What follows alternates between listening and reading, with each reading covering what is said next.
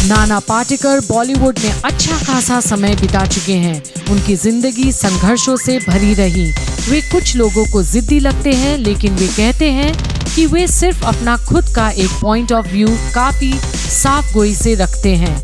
बाहर से सख्त नजर आने वाले नाना अंदर से काफी नरम हैं और अपनी शर्तों पर काम करना पसंद करते हैं। उन्हें टाइम वेस्ट करना बेहद खटकता है और वे केयरिंग के साथ ही लोगों को लेकर ईमानदार ओपिनियन रखते हैं। उन्होंने भले ही पॉलिटिक्स से ना जुड़ने का फैसला किया हो, लेकिन वे अब भी अपने पैसों से कई किसानों की मदद करने में लगे हुए हैं।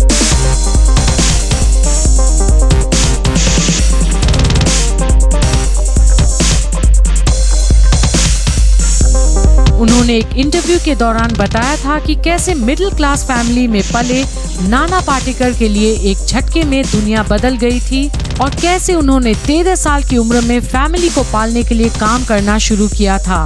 नाना के पिता टेक्सटाइल पेंटिंग में थे और एक छोटा सा बिजनेस चलाते थे। नाना ने कहा था वे मेरे प्ले देखकर खुश होते थे और मुझे सपोर्ट करते थे। उन्हें तमाशा काफी पसंद था, चाहे वो फिल्मों का हो या थिएटर का।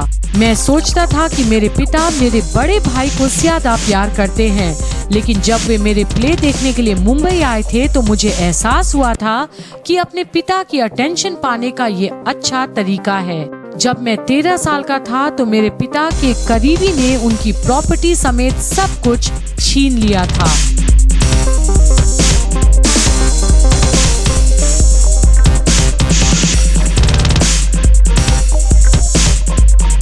उन्होंने आगे कहा था, मैं अचानक 13 साल की उम्र में काम करने लगा। स्कूल के बाद मैं 8 किलोमीटर दूर चूना भट्टी में जाता और फिल्मों के पोस्टर्स पेंट करने लगा ताकि एक वक्त की रोटी मिल सके।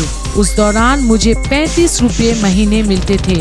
मैं 9वीं क्लास में था, लेकिन उन हालातों में शर्मिंदगी और सफल होने की भूख ने मुझे इतना कुछ सिखा दिया कि मुझे किसी एक्टिंग स्कूल जाने की जरूरत नहीं पड़ी।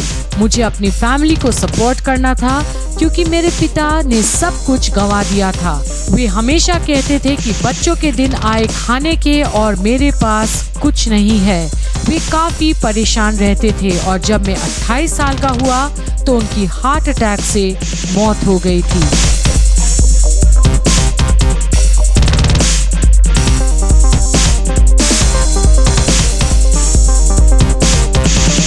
नाना ने कहा था कि मैं अलीबाग के एक छोटे से गांव से आता हूँ। मैंने अपने स्कूली दिनों में थिएटर करना शुरू किया था और इसके बाद अप्लाइड आर्ट कॉलेज के बाद एक एड एजेंसी ज्वाइन की थी। मैं स्मिता पाटिल की वजह से फिल्मों में आया था। वे मुझे पुणे के दिनों से जानती थी।